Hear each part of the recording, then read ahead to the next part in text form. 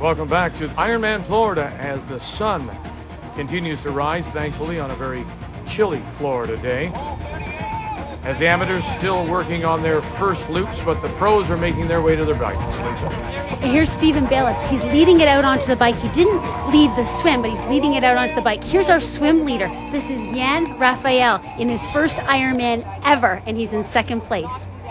And the veteran, putting on his gloves very wisely because it's a chilly morning, is Spencer Smith with that hot pink bike. And out he'll go. He's in third place right now. Yeah, I hope he's a little better when he's on the bike than pushing it. How difficult is this transition from the ocean to the bike? Well, it's always pretty tough. Of course, the run transition is much more difficult. But what's difficult today is the change in temperature. You're nice and warm in your long sleeve wetsuit, but then you get out onto the bike and it's going to be cold. So as you say, in his first triathlon, Jan Raphael is your leader by 6 seconds over Stephen Bayless, a former champion triathlon winner, Dave Harju of Canada. Very disappointing. Yeah, he'd be disappointed with that swim, but also maybe slightly disappointed is Lothar Later. He's out there with our lead woman, that's Andrea Fisher on the right-hand side with the pink bike, but just ahead of her is Lothar Later, the man who's gone sub 8 hours for an Ironman.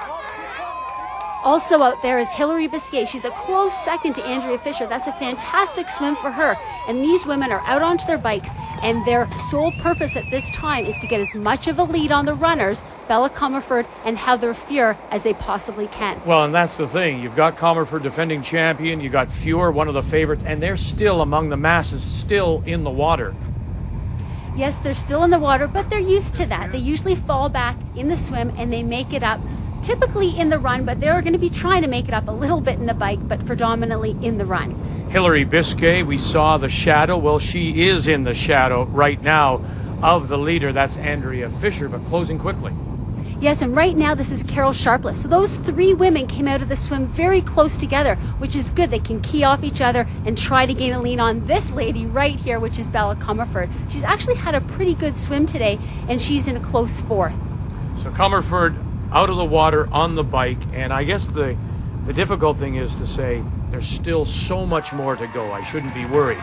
Or should this woman be worried, Heather Fuhr? Well, she won't be worried because the swim is where she loses time, and she's only lost a little over 7 minutes in the swim, so that's not too bad. She'll be trying to make that up. So Andrea Fisher, as the USA has the top 3, defending champion from Scotland is 4th, and Heather Fuhr, at the age of 38, is currently in 7th position. And now Hilary Biscay is moving into the lead. This is fantastic. Of course, it's early on. We're not making any predictions, but they're doing what they have to do, which is to ride hard and get a lead over the runners, Bella and Heather Fuhr. As we watch some of the men, and somebody to keep a look at here is from Salzburg, Austria, and that's Daniel Niederreiter. Yes, he's having a great race today, but also having great races is Spencer Smith, who's right there in the top 3, and Stephen Bayless just behind him. But there's our leader. There's the lead car. It's early on, but this is our first time Ironman, Jan Raphael, with the lead car. And how difficult that must be for him, never having been in this position before, to lead the triathlon here in Panama City, Florida. As for the amateurs, they've now left the Gulf of Mexico as well. Their swim is complete as the 2,000-plus participants get underway with a 112-mile bike ride. His name is Jan Raphael from Germany, and he is a rookie at the Ironman distance, but yet here he is, Lisa, the leader at Ironman Florida. It's always nice to see a rookie leading an Ironman, and sometimes ignorance is bliss. What he doesn't know won't hurt him, but it can unravel later on. But you know, he used to do Olympic distance, he's raced in World Cup events, and he was top 15 in a lot of them.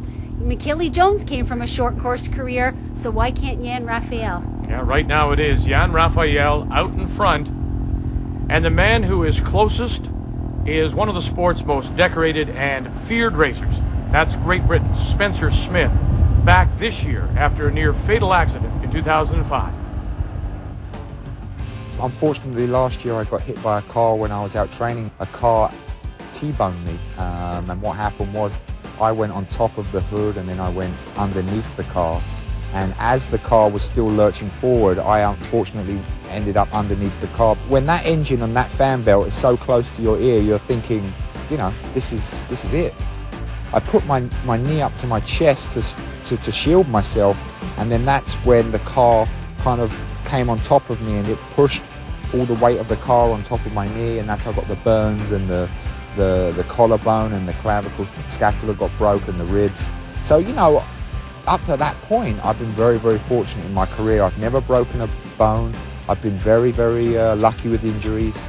So it was definitely a new experience for me to come back from such an ordeal. So I had to mentally get my hand around the fact that I wasn't 100%, and it's going to take time to get back to that level that I was at previously.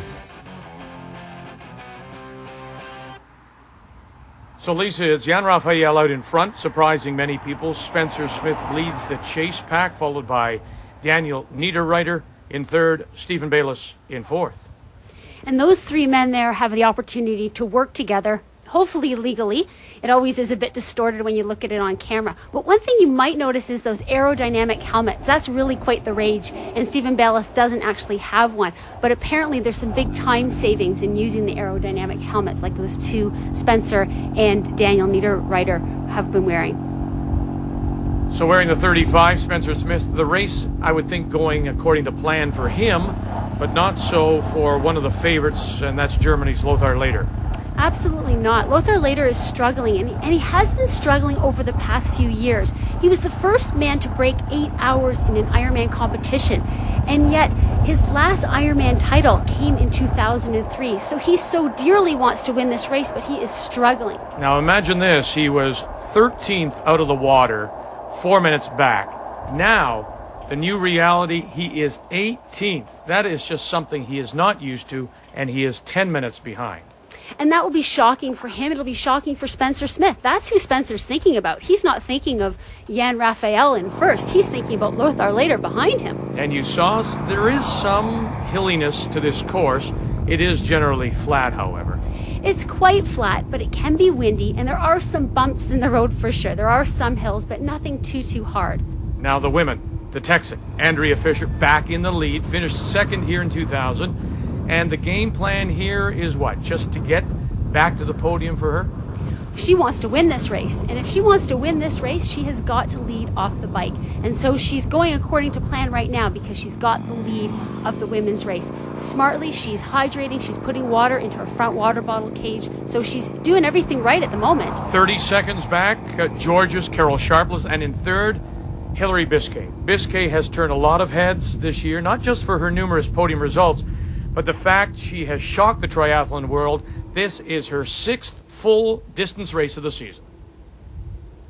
I know there are a lot of people out there who think it's crazy and wouldn't sort of agree with what my coach and I are doing. But when I signed on with him, I had to decide that I was going to put 100% faith in the way that he believes in doing things. And luckily it concurred with the way that I like to do things. I always wanted to be able to race this much. I just didn't know how to do it and do it well. So for me, the benefits, have outweighed any risks. And like, who knows, maybe I'll pay 10 years down the line. I guess I'm taking the chance. It's worth it to me. It is still remarkable to think 6 full distance events in a single season. You've said the most you've ever done is 4. The two favorites, Bella Comerford, she's currently in 4th. This lady, the Canadian Heather Fuhr, is back in 10th, 8:25 off the pace. How good is she right now? You know what? She's right where she normally would be. Of course, she doesn't want to give up time on the bike. There's no question she'd like to be taking time out of those women on the bike. But her strength is the marathon. And she can make up anywhere from 15 to 20 minutes on the marathon. She can run 3-hour marathon, if not faster, if she was really forced to.